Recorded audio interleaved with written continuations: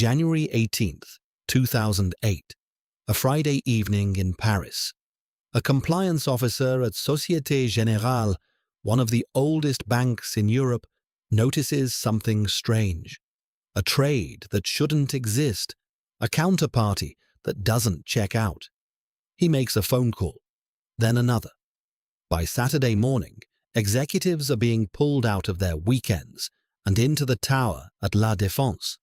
What they find over the next 48 hours will become the largest trading loss in banking history.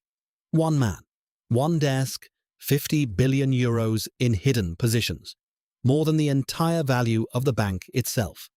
His name was Jérôme Kerviel, and depending on who you ask, he was either a criminal mastermind or the perfect scapegoat.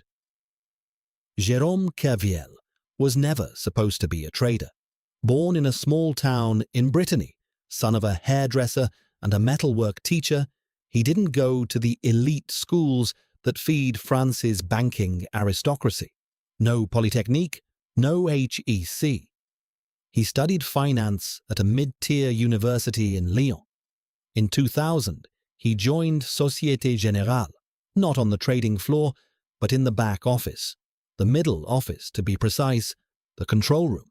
His job was to monitor traders, process their deals, and understand exactly how the bank's risk systems worked. Remember that detail. It's the key to everything. In 2005, after 5 years of watching from the shadows, Kerviel got his shot, a junior trader position on the Delta One desk. His job was simple and boring by design: arbitrage. Buy a basket of stocks, sell the equivalent futures contract, pocket tiny differences, hedged, balanced, safe.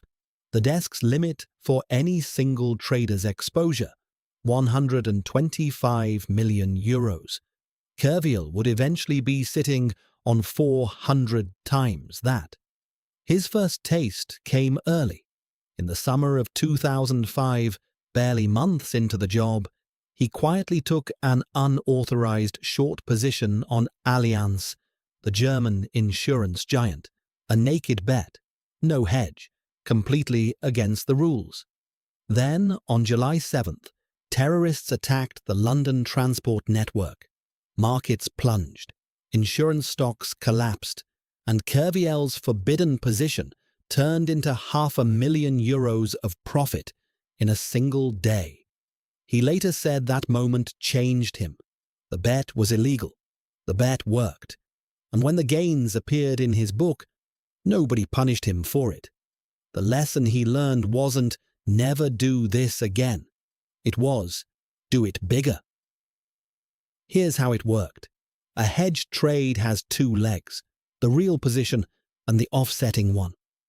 Kerviel started entering real positions and matching them with fake ones.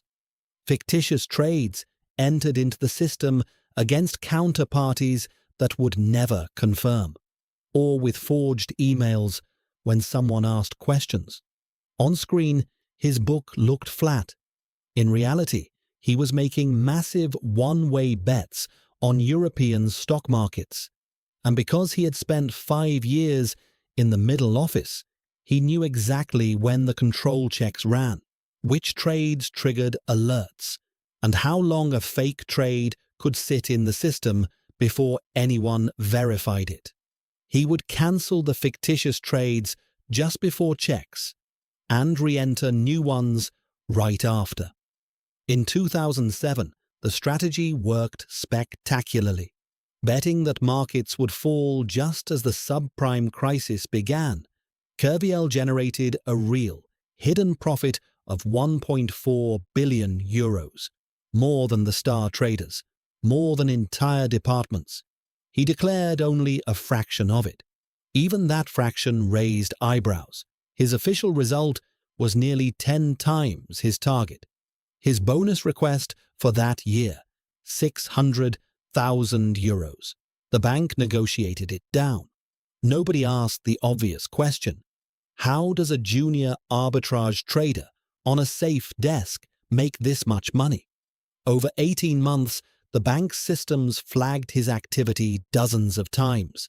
Alerts on trade sizes, alerts on missing counterparties, questions from the compliance team at Eurex, the German exchange, who wrote to Société Générale twice about his unusual positions. Every time, an explanation was accepted. Every time, the machine kept running. And there was one red flag hiding in plain sight, one that didn't need any system to detect. Kerviel almost never took a vacation. In 2007, he was away from his desk only a handful of days.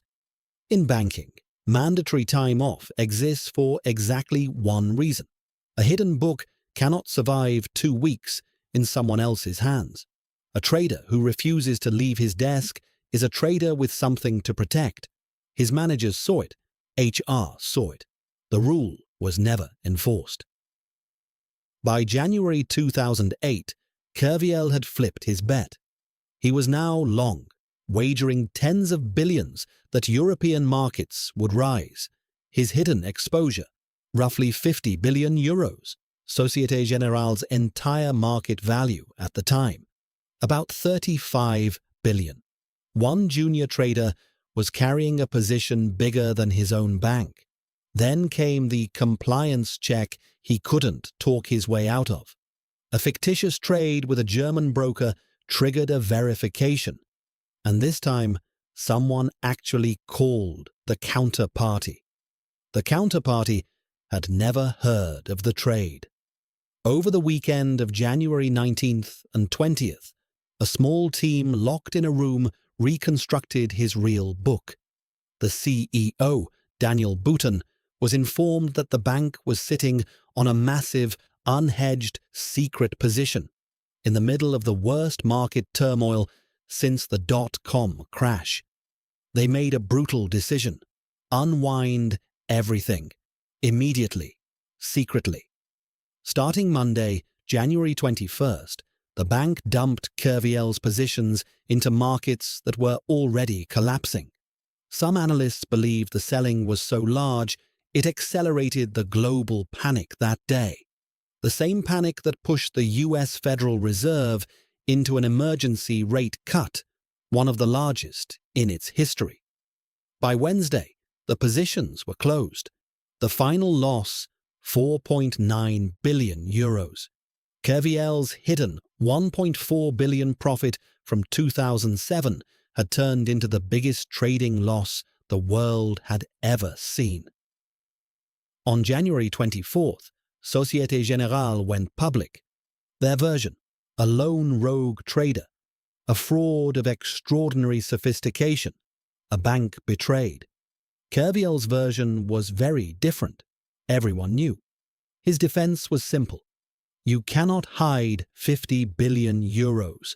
The margin calls alone, the cash the bank had to post daily to back his positions, ran into billions. The trades generated enormous brokerage fees, all recorded.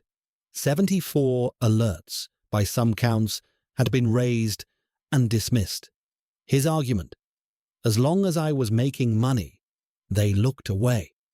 The moment it blew up, I became the criminal. The court didn't buy it, at least not fully. In 2010, Kerviel was convicted of breach of trust, forgery, and unauthorized computer use. 3 years in prison, 2 more suspended. And in a decision that made headlines worldwide, he was ordered to repay the full 4.9 billion euros. At his salary, that would take roughly 177,000 years.